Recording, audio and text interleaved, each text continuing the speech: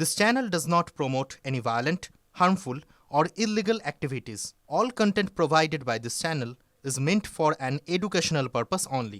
বড় খবর, যে খবরের দিকে আমরা প্রথম থেকে নজর রেখেছি, ইডির হানা। আজ ভোর 6টা থেকে সেই ইডির হানা এবং একাধিক উইন্ডোর মাধ্যমে সেই ইডির হানার ছবি আপনাদেরকে আমরা দেখাচ্ছি এবং সকাল 8টা তারপর যত বেলা বেড়েছে ইডি বিভিন্ন জায়গায় হানা দিয়েছে এবং সবথেকে বড় কথা যে তৃণমূল কংগ্রেসের পরামর্শদাতা সংস্থা আইপ্যাক, সেই আইপ্যাকের অফিসে এবং তার যে কর্ণধার প্রতীক জৈনের বাড়িতেও ইডি হানা। এবং তারপর আমরা কি দেখেছি? আমরা দেখেছি দুপুর নাগাদ মুখ্যমন্ত্রী মমতা বন্দ্যোপাধ্যায় তিনি আইপ্যাকের অফিসে চলে আসেন এবং সেখানে ফাইল হাতে বেরিয়ে আসেন এবং তারপর থেকেই রাজনৈতিক জল্পনা বেড়েছে এবং এই মুহূর্তে দাঁড়িয়ে রাজনৈতিক যে চাপানুতর সেটা একেবারে তুঙ্গে। এই মুহূর্তে দাঁড়িয়ে কয়লা দুর্নীতি সংক্রান্ত দিল্লির আর্থিক প্রতারণা মামলায় কলকাতার একাধিক জায়গায় তল্লাশি ইডির। সল্টলেক সেক্টর 5-এ আইপ্যাকের অফিসে ইডি হানা। কিছুক্ষণ আগেই আপনাদেরকে আমরা ছবি দেখাচ্ছিলাম, যে গাড়িতে সমস্ত ফাইল তোলা রয়েছে সেই গাড়ি এখনো পর্যন্ত ওই অফিসের নিচেই দাঁড়িয়ে রয়েছে এবং তারপরে সেখানে তৃণমূল কংগ্রেসের কাউন্সিলররা, নেতা কর্মীরা ইতিমধ্যেই সেখানে ভিড় করেছেন এবং তারপর কি হয় সেদিকে আমাদের অবশ্যই নজর রয়েছে। সম্প্রীতি একেবারে সেই ছবি আপনাদেরকে দেখাচ্ছি, সেই ঘটনাক্রম আপনাদের সামনে আমরা তুলে ধরছি। সকালে এনফোর্সমেন্ট ডিরেক্টরেটের আধিকারিকদের হানা। এদিকে ইডির তরফ থেকে যেটা বলা হচ্ছে যে কয়লা দুর্নীতি সংক্রান্ত দিল্লির আর্থিক প্রতারণা মামলাতেই তারা একাধিক জায়গায় তল্লাশি করছে এবং এর সঙ্গে ভোটের কোনো সম্পর্ক নেই। সল্টলেক সেক্টর 5-এ সেখানে আইপ্যাকের যে অফিস, সেই অফিসে এনফোর্সমেন্ট ডিরেক্টরেট তারা তল্লাশি চালাচ্ছে, এখনো রয়েছে তারা সেখানে। এদিকে আইপ্যাকের কর্ণধার প্রতীক জৈনের যে লাউডন স্ট্রিটের বাড়ি, সেখানেও ইডি তল্লাশি চালায়। তবে ইডি আধিকারিকরা ইতিমধ্যেই সেখান থেকে বেরিয়ে গেছে। দীর্ঘ 9 ঘন্টা ম্যারাথন তল্লাশির পর প্রতীক জৈনের বাড়ি থেকে বেরিয়ে যায় ইডি আধিকারিকরা। এই অপারেশনটা স্টার্ট করেছে ভোর 6টা থেকে, যখন অফিসে কেউ ছিলই না প্রায়, এবং তারা এসে আমাদের পার্টির সব ডেটা, সমস্ত ল্যাপটপ, সমস্ত আইফোন বা ফোনে যে সমস্ত স্ট্র্যাটেজি আছে ইলেকশনের, ইনক্লুডিং এসআইআর, আমাদের কাজ চলছে মানুষকে সাহায্য করবার জন্য, সেগুলো সব ওরা ফরেন্সিক টিম নিয়ে এসে সকাল থেকে ট্রান্সফার করেছে। আমি মনে করি এটা ক্রাইম। একটা পার্টি অফিসের, এটা প্রাইভেট অর্গানাইজেশন নয়। আপনারা সবাই জানেন আইপ্যাক আমাদের অল ইন্ডিয়া তৃণমূল কংগ্রেসের, এটা আমাদের অথরাইজড টিম এবং সেই অথরাইজড টিমের কাছ থেকে সব কাগজ ছিনিয়ে নেওয়া, সব লুট করা এবং কাগজ টেবিলগুলো পুরো ফাঁকা পড়ে রয়েছে। তার মানে সব কাগজপত্র এবার বলুন আবার নতুন করে তৈরি করতে গেলে ইলেকশন তো পেরিয়ে যাবে। এটা কি ওদের ঠিক হয়েছে? সল্টলেক সেক্টর 5-এ আইপ্যাকের অফিসে যেমন ইডি হানা, একই সঙ্গে আইপ্যাকের কর্ণধার প্রতীক জৈনের লাউডন স্ট্রিট, সেই তার বাড়িতে সেখানেও ইডির হানা। এবং কিছুক্ষণ আগে আমরা দেখিয়েছি যে লাউডন স্ট্রিটের বাড়ি থেকে ইডির আধিকারিকরা বেরিয়ে গিয়েছেন এবং সম্ভবত প্রতীক জৈন তার বাড়িতেই রয়েছেন। অন্যদিকে সেক্টর 5-এর অফিসে সেখানে ইডির আধিকারিকরা রয়েছেন এবং যে গাড়িতে সমস্ত নথিগুলো, ফাইলগুলো তোলা ছিল সেই গাড়িও অফিসের নিচেই দাঁড়িয়ে রয়েছে। সেই ছবিও আপনাদেরকে আমরা দেখিয়েছি।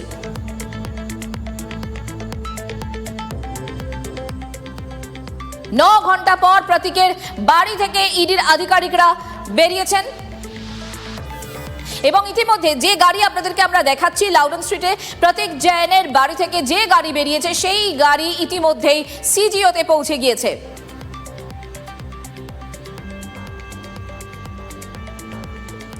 অর্থাৎ যে ঘটনা আমরা দেখলাম, ঘটনাক্রম, তাতে অন্তত এজেন্সি বনাম মমতা আরও একবার, এবং তিনি এটাকে ক্রাইম বলেছেন। যেভাবে ইডি আধিকারিকরা তল্লাশি চালিয়েছে, আজ তল্লাশি অভিযান, সেটাকে ক্রাইম বলেছেন এবং মুখ্যমন্ত্রী সেই অভিযোগের জবাব দিয়েছে ইডি। ক্ষমতার বলে নথি ছিনিয়ে নেওয়া হয়েছে, সাংবিধানিক ব্যক্তি ক্ষমতার বলে বেআইনিভাবে ঢুকে নথি ছিনিয়ে নিয়েছে, পাল্টা অভিযোগ ইডির। কয়লা কাণ্ডে আর্থিক দুর্নীতি মামলার তল্লাশি, ভোটের সঙ্গে এই তল্লাশির কোনো সম্পর্ক নেই, এটা আর্থিক অনিয়ম রোধে স্বাভাবিক প্রক্রিয়া। এই মুহূর্তে এই মুহূর্তে সেক্টর 5 এ যে আইপ্যাকের অফিস সেখানে ঠিক কি চলছে, সুজয় আমাদের সঙ্গে রয়েছেন, আমাদের সহকর্মী সুজয়ের সঙ্গে কথা বলবো। সুজয়, এখন কি চলছে? 3:30 বেজে গিয়েছে প্রায়। সুজয়, এই মুহূর্তে দাঁড়িয়ে আইপ্যাকের যে অফিস সেখানে ঠিক কি চলছে এবং ইডির তরফ থেকে এখনো পর্যন্ত কোন ভার্সনগুলো উঠে আসছে?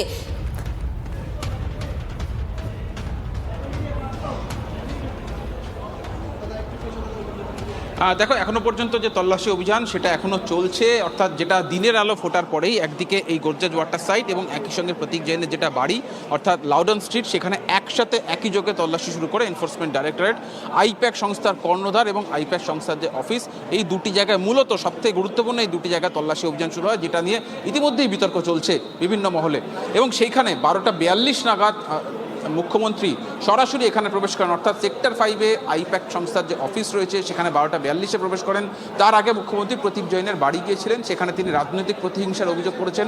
তিনি অভিযোগ করেছেন যে ভোটার অর্থাৎ তৃণমূলের যে তাদের যে প্ল্যান, তাদের যে ভোটার যে প্ল্যান নিয়ে তারা পরবর্তী নির্বাচনের দিকে এগোচ্ছেন এবং এছাড়াও একাধিক প্রচুর গুরুত্বপূর্ণ স্ট্র্যাটেজি সংক্রান্ত নথি সেগুলি হাতিয়ে নিয়েছে এনফোর্সমেন্ট ডাইরেক্টরেট এবং কেন্দ্রের বিরুদ্ধে মুখ খুলেছেন।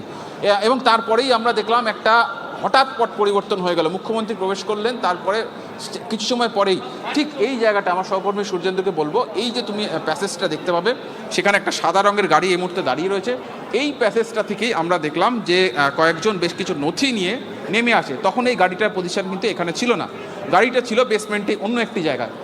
নথিপত্র নিয়ে 2 থেকে 3 তারা কার্যত পাজাকোলা করে প্রচুর নথি নিয়ে বেরিয়ে আসেন, বেরিয়ে এসে সরাসরি এই গাড়ির মধ্যে রেখে দেন।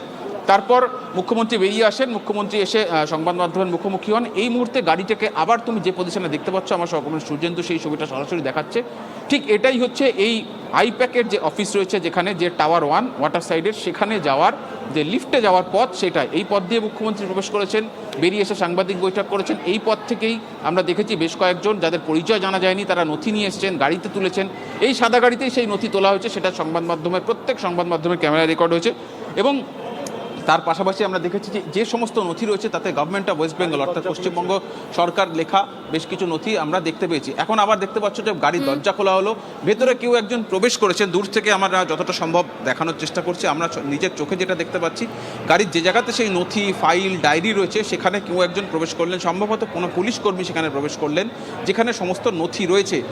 প্রশ্ন এখানে যে মুখ্যমন্ত্রী ইতিমধ্যে অভিযোগ করেছেন, যে দাবি করেছেন যে যতক্ষণ না পর্যন্ত প্রতীক জৈন এখানে আসছে তিনি ধর্ণা দেবেন, অর্থাৎ যেখানে তল্লাশি চলছে সেই অফিসের বাইরে, যেখানে ইডি অফিসাররা তল্লাশি চালাচ্ছেন তার বাইরে মুখ্যমন্ত্রী এই মুহূর্তে ধর্নায় রয়েছেন। এবং বিকেল 4টে থেকে গোটা জেলা জুড়ে প্রত্যেক ব্লকে ব্লকে এই রাজনৈতিক প্রতিহিংসা বা ইডির এই তল্লাশি অভিযান সংক্রান্ত তারা যে প্রতিবাদ, সেই প্রতিবাদ তুলে ধরবে। কিন্তু প্রশ্ন এখানে যে এই নথিতে এমন কি রয়েছে যে নথিটা এইভাবে কার্যত ছিনিয়ে নিয়ে আসা হলো বা কার্যত তুলে নিয়ে এসে গাড়িতে রাখা হলো। এবং যে সাদা গাড়িটা দেখছো, এই সাদা গাড়িতে কোথাও কিন্তু পশ্চিমবঙ্গ সরকারের কোনো লোগো, কোনো অশোক চক্র বা সরকারি গাড়ি এমন কোনো রকম কোনো চিহ্ন পর্যন্ত নেই। একটা স্করপিও সাদা রঙের গাড়ি, এসইউভি মডেল, সেই গাড়িটার আমরা রয়েছে, আমরা সরাসরি সেই ছবিটা দেখাচ্ছি। এই গাড়িতেই আমরা দেখলাম দীর্ঘ সময় এই গাড়িটাকে পজিশন আগে পরে করা হলো। যখন বেসমেন্টে ছিল তখন আমরা দেখেছি, আমরা লাগাতার দেখেছি যে পুলিশ কর্মীরা এই গাড়িটাকে পুরো কর্ডন করেছিলেন। চারদিক থেকে মহিলা এবং পুলিশ কর্মীদের একটা বৃত্ত গড়ে তোলা হয়েছিল, যে বৃত্তের মধ্যে এই গাড়িটি ছিল এবং গাড়িটির ধারে কাছে কাউকে ঘেঁষতে দেওয়া হচ্ছিল না। কিন্তু দেখা যাচ্ছিল, আমরা বারবার দেখেছি, TV9 বাংলা বারবার দেখিয়েছে যে গাড়ির পেছনে, গাড়ির মাঝের যে আসন, সেই আসনে যেখানে প্যাসেঞ্জার যায় সেখানে এই বেশ কিছু নথি রয়েছে। কি নথি রয়েছে সেটা এখনো পর্যন্ত দেখা যায়নি। একেবারে সুজয়, প্রশ্নটা এখানে, এই ফাইলে কি আছে, কি এমন নথি যে নথিগুলো মুখ্যমন্ত্রীকে গিয়ে বের করে নিয়ে আসতে হলো এবং এই গাড়িতেই রয়েছে সেই সমস্ত ফাইল? আমাদের নজর থাকছে। সুজয়, আপাতত তোমাকে ধন্যবাদ।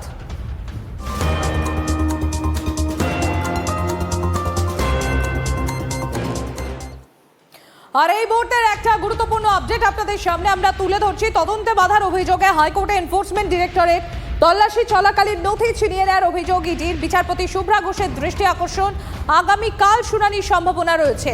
মামলার নথি নিয়ে যাওয়ার পরামর্শ বিচারপতির, মামলার সমস্ত নথি নিয়ে যাওয়ার পরামর্শ বিচারপতি শুভ্রা ঘোষের। আপনাদের জানিয়ে রাখি, ঠিক যেরকম আমাদের সহকর্মীরা তুলে ধরছিলেন যে যখন তদন্ত চলছিল, অর্থাৎ প্রতীক জৈনের বাড়ি 7 নম্বর লাউডন স্ট্রিট কিংবা এই আইপ্যাকের অফিসে সেখানে গিয়ে নথি ছিনিয়ে নেওয়ার অভিযোগ, সেই তদন্তে বাধা দেওয়ার অভিযোগ।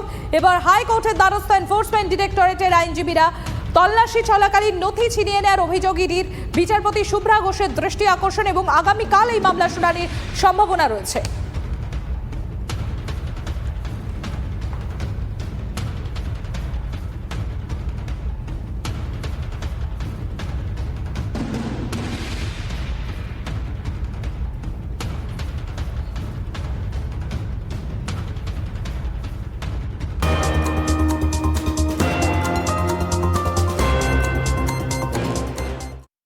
এজেন্সি বনাম মমতা বন্দ্যোপাধ্যায়। ইতিমধ্যেই বিজেপিকে তোপ দেখেছেন মমতা। বাংলায় এত গদ্দার একজনের বিরুদ্ধেও তো সিবিআই হয়নি। নাম না করে শুভেন্দুকে নিশানা তৃণমূল সুপ্রিমোর এবং একটি মামলায় এক ব্যক্তি শান্তনু ঠাকুরের নাম নিলেও তাকে ইডি গ্রেফতার করেনি। বিজেপি করেন বলেই কি ইডি তাকে ধরেনি? আক্রমণে মুখ্যমন্ত্রী মমতা বন্দ্যোপাধ্যায়। हमारा हार्ड डिस्क ले लिया, हमारा फाइनेंशियल पेपर ले लिया, हमारा पॉलिटिकल पेपर ले लिया। फाइनेंशियल पेपर हमारा जो पॉलिटिकली रिलेटेड है ये हम इनकम टैक्स में सबमिट करते हैं। This is the political system. हमारा बैंक अकाउंट है, सब कुछ है। इसका बाद में भी बीजेपी इतना बड़ा डाकू है जिसका पास एक भी पैसा नहीं था, अभी हजारों हजारों लाखों करोड़ का संपत्ति हुआ है। एक आदमी को तो सीबीआई ने नहीं पकड़ा, ईडी नहीं पकड़ा। बंगाल में तो इसको इतना गद्दार है, जो बड़ा बड़ा डाकत है, एक का खिलाफ में कोई सीबीआई नहीं हुआ। इवन जो शांतनु ठाकुर है, जो कलकत्ता में एक आदमी पकड़ गया है कोई केस पे, उन्होंने तो उसका नाम लिया, उसका बाद में भी ईडी ने नहीं पकड़ाया। क्यों? वो बीजेपी करता है।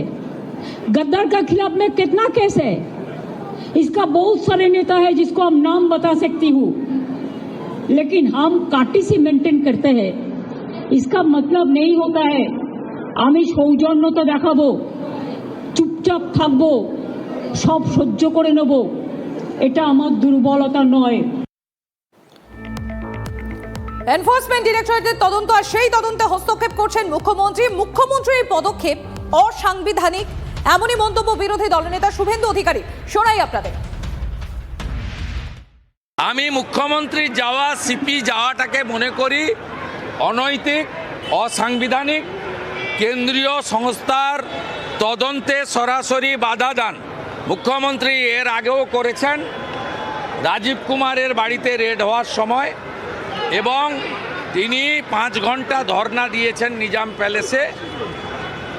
আপনার যখন ফিরাদ হাকিম সহ বেশ কয়েকজনকে গ্রেপ্তার করেছে, এটা মুখ্যমন্ত্রীর অভ্যাসের মধ্যে পড়ে। কিন্তু কেন্দ্রীয় তদন্তকারী সংস্থা তার যে সাংবিধানিক অধিকার আছে সেই অনুযায়ী যদি এই তৃতীয়বারেও এই মুখ্যমন্ত্রী এবং সিপির বিরুদ্ধে ব্যবস্থা না নেন, তাহলে কিন্তু পশ্চিমবাংলায় ভুল বার্তা যাবে। এবং ইডি নিশ্চয়ই তার ক্ষমতা বলে তাদের মুখ্যমন্ত্রীর বিরুদ্ধেও ব্যবস্থা নেওয়া উচিত বলে আমার মনে হয়েছে। সেই ব্যবস্থা তারা আইনের মধ্যে থেকে নেবেন।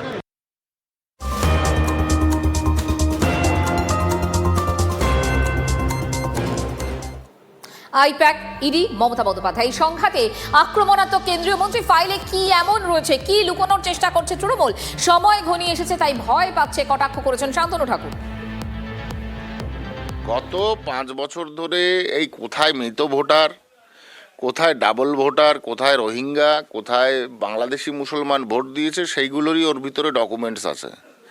এবং কোথায় কোথায় ভোট আছে, এটা যদি কোথায় কোথায় ভোট পড়েছে, কীভাবে পড়েছে, এটা যদি ফাঁস হয়ে যায়, মুখ্যমন্ত্রীর সবচাইতে বেশি ভয়। কারণ এগুলো তো করে এসছেন। এত ভোট পাওয়া, অভিষেক বন্দ্যোপাধ্যায় 7 লাখ ভোটে যেতে, ন্যাচারাল ভোট হোক ও কয় লাখ ভোটে যেতে, সেটা আমরা দেখব আগামীতে। ঢুকতে পারেন না কখনোই, সংবিধানের এটা সম্পূর্ণ বিরোধিতা। এটা আমি তো বললাম, এত ভয় আছে মুখ্যমন্ত্রী যে তাকে নিজেকে হস্তক্ষেপ করতে হলো।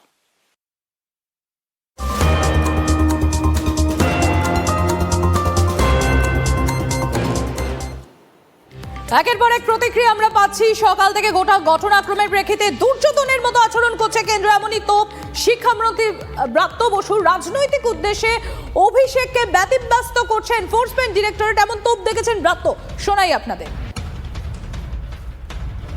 তাদের এইভাবে যাতে অন্যায়ভাবে তাদের যাতে অপদস্থ না করা হয়, মুখ্যমন্ত্রী সেখানে তার একটা প্রতিরক্ষা দেওয়ার চেষ্টা করেছেন, ব্যক্তি মানুষ হিসেবে দেওয়ার চেষ্টা করেছেন, দলনেত্রী হিসেবে দেওয়ার চেষ্টা করেছেন। সকলেই জানে যে এখানে রাজ্যে হাইপ্যাক পশ্চিমবঙ্গে তৃণমূলের হয়েই স্ট্র্যাটেজিস্ট, এবং তৃণমূল এখানে ভোট ক্রমশ দিন এগিয়ে আসছে। তা এটা যদি অন্য সময় করা যেত না, যদি কোনো লিঙ্ক পায় অন্য সময় করতে পারতেন, ডেকে পাঠাতে পারতেন। তো এইগুলো সকলেই জানে কেন কি হচ্ছে, কিভাবে হচ্ছে, কবে থেকে করা হচ্ছে, প্রত্যেকেই জানে।